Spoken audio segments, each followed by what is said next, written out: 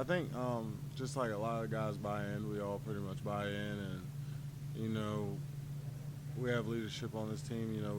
We take a really pride in being the leaders on this team, and I think even the young guys, they lead from behind the line. So I think it's just everybody has a common goal of being good. So I think that's why it's been so easy to coach this team. You guys have 3 games left, maybe 4. How much of that will fall on the defense to take you guys as far as you want to go? I think it's always a team effort. I think we got to do our part just like they got to do their part. So we can't have any more games where we just rely on them to bail us out, and we can't always bail them out. So I think it's just going to be a collective effort from all 3 phases. What's your take on Perry Orth, what you've seen out of him, and how he leads South Carolina? He's a good player. He just had 300 yards a couple weeks ago. They're a good team. They went down 3 points late in the game with Florida. Went to A&M, only lost by 7. So I mean, they're a good team. He's a good quarterback, a young guy feeling his way around. DJ, you have so many freshmen on this team. You're one of those guys that can really remember the 5 in a row. Getting back-to-back in South Carolina, how much would that mean to you and really the upper class?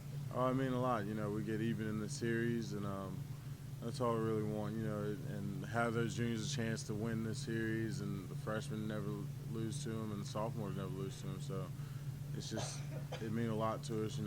It's important. It's a big rivalry, so I'm just excited. How painful was it for you to be a part of those early couple of losses? I mean, yeah, it was rough.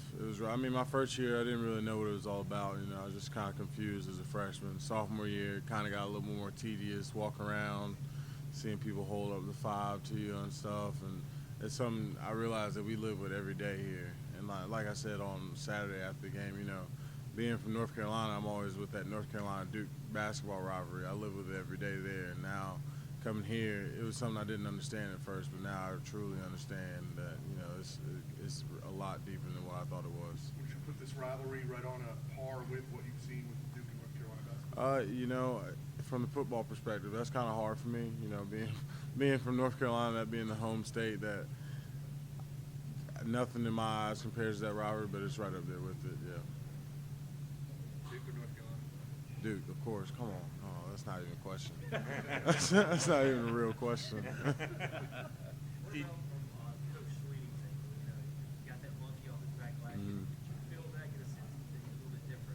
Oh yeah, he was glad to.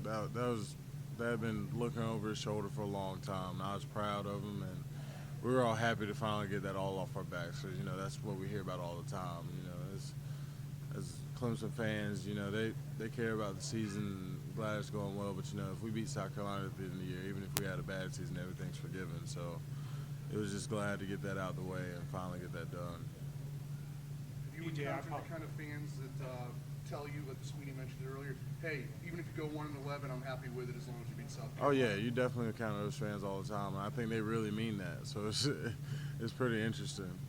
DJ, I was going to say, I apologize if you've been asked this earlier, but how do you guys stop from saying these guys just lost to the Citadel? I think it's football. Any given Saturday, anybody can be beat. It's a tough team. Like I said, they went down to A&M, only lost by 7. Had the number 10 team in the country, Florida, only down by 3.